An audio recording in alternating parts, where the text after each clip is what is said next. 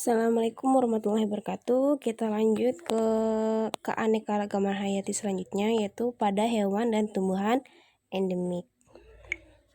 Nah, di sini endemik itu artinya hewan atau tumbuhan yang hanya ditemukan di Indonesia dan tidak ditemukan di tempat lain. Itu yang disebut dengan endemik. Biasanya hewan tumbuhan endemiknya ada beberapa. Yang pertama hewan endemik itu ada komodo, terus badak berjula 1, babi rusa, musang, dan tersius. Tumbuhannya itu ada bunga rafflesia, terus Rafflesia bonarensis, matoa, ratus lur, permata hijau. Nah, ini adalah tumbuhan endemik yang berada di Indonesia. Hewan misalnya ada tumbuhan langka. Kalau tumbuhan langka itu biasanya ada badak Sumatera, harimau Sumatera, komodo, tapir. Nah, tumbuhannya itu sendiri ada matoa, gandaria, badali, sawo, terus juga bendo. Nah, di sini ada banyak manfaat keanekaragaman hayati, yaitu sumber pangan. Sumber pangan kita bisa manfaatkan dari buahnya, ubinya, terus ikan, biji, gula, rempah. Kalau bahan pewarna ya seperti kunyit, bahan sandang ya kapas, rami, kemul, nah serta ulat sutra yang bisa dipakai untuk baju. Sumber ilmu pengetahuannya ada pendidikan, ekowisata. Itu adalah manfaat dari semua keanekaragaman hayati yang kita pelajari.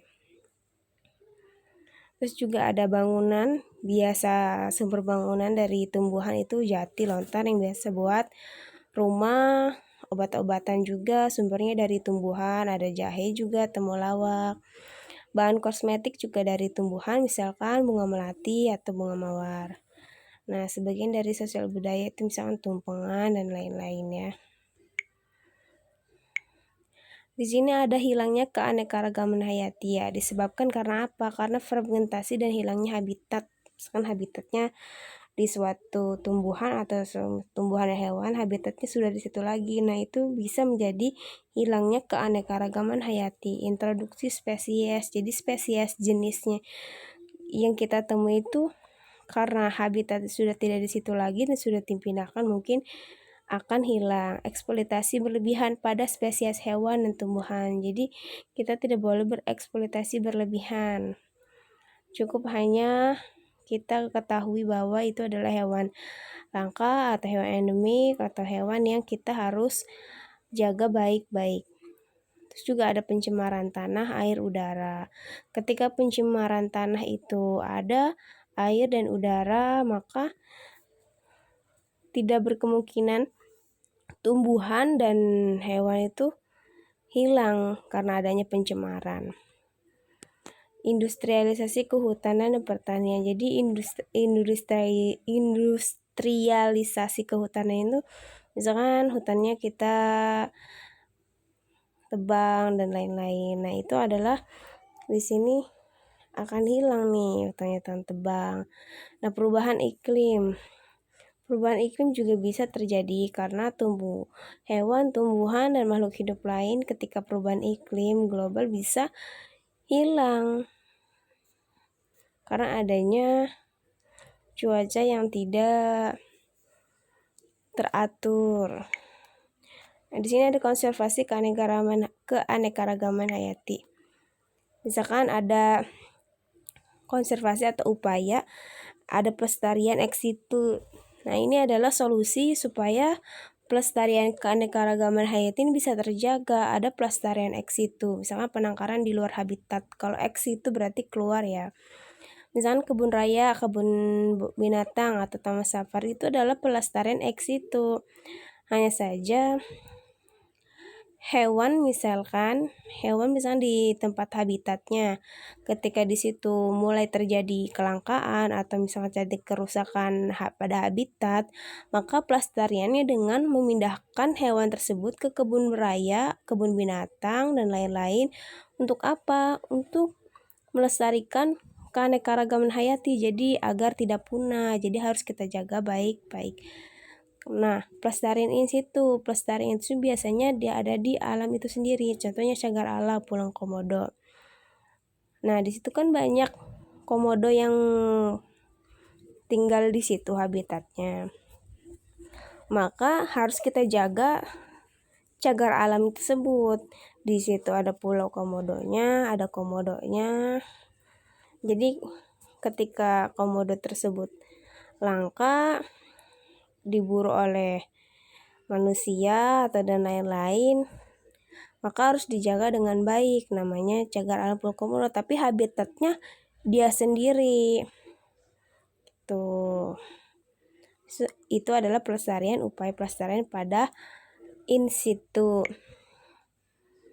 Yang tadi sudah dijelaskan, upayanya ada cagar alam. Cagar alam itu kawasan suaka alam yang memiliki tumbuhan, hewan, ekosistem yang khas. Yang seperti tadi saya jelaskan itu ada Pulau Komodo, terus ini ada cagar alam hutan pinus. Nah, di sini berbagai macam pinus, alam lembah dan lain-lain. Kalau suaka marga satwa itu keanekaragaman dan keunikan jenis satwa atau hewan yang kelangsungan hidupnya dapat dilakukan pembinaan. Jadi dilestarikan oleh pemerintah. Kalau taman nasional itu pelestarian alam yang memiliki ekosistem asli yang dikelola dengan sistem zonasi. Jadi taman nasional misalkan taman nasional apa? Taman nasional bunga, taman nasional lain misalkan. Nah, itu memang asli dari situ, cuma dijadikan taman nasional. Taman ini bisa dimanfaatkan untuk apa? Tujuan penelitian, pengetahuan, pendidikan, misalkan. Lanjut. Konservasi keanekaragaman hayati itu ada wisata alam. Biasanya wisata alam ini pelestarian alami dengan tujuan untuk kepentingan pariwisata dan rekreasi. Misalnya tangkuban perahu, carita, kapuk, angke. Nah, itu kan wisata alam, tapi habitatnya asli dari itu sendiri. Taman buru. Nah, di dalamnya ada potensi satwa buru, khususnya rekreasi, berburu. Ada Taman Buru Pini, Sumatera, Siamidang, dan lain-lain. Nah, di sini mengapa kita harus peduli terhadap keanekaragaman hayati?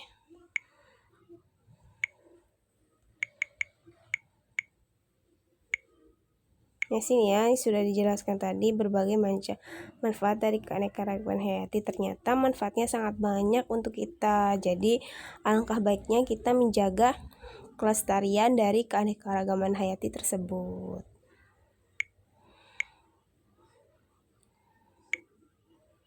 Misalkan ada banyak spesies yang sudah punah di bumi ini dan sangat mencemaskan. Misalkan ada ilmuwan bahwa 3 spesies per jam akan musnah, akan ada 20.000 kemusnahan spesies. Ketika hewan itu musnah, maka akan memberikan dampak pada spesies yang lain, baik langsung maupun tidak langsung. Ini adalah fakta ya. Jadi benar-benar nih kita harus menjaga yang namanya pelestarian tumbuhan, hewan, atau makhluk hidup lain, biar tidak adanya kepunahan yang berkelanjutan. Nah, apa yang dapat kita lakukan sekarang dan nanti? Makan makanan yang sustainable atau makanan lokal, makanan sayur. Nah, itu ya yang harus kita jaga, yang harus kita lestarikan. Terus juga pilih transportasi yang ramah lingkungan. Biar apa? Tidak terjadi pencemaran udara, agar keanekaragaman yang hayati yang ada di bumi ini bisa terjaga. Misalnya menggunakan transportasi umum, kendaraan BBM, kendaraan pribadi, nah atau jalan kaki. Apa yang dapat kita lakukan sekarang dan nanti? Misalkan menciptakan rumah yang ramah lingkungan, terus juga rumah yang konsepnya ramah lingkungan, tinggal di apartemen, perlengkapan rumah yang tangga yang efisien, menggunakan listrik yang kita gunakan seperlunya, buang sampah elektronik yang disediakan, atau menanam pohon di halaman rumah, terus juga menjaga olahan sampah, misalkan dari sisa nasi, sayur, atau buah. Nah, itu harus kita pisah-pisahkan agar dapat kita menciptakan rumah yang ramah lingkungan ya. Nah, ini adalah keanekaragaman hayati atau upaya manfaat dari pelestarian keanekaragaman hayati. Semoga bermanfaat bagi kalian. Wassalamualaikum warahmatullahi wabarakatuh.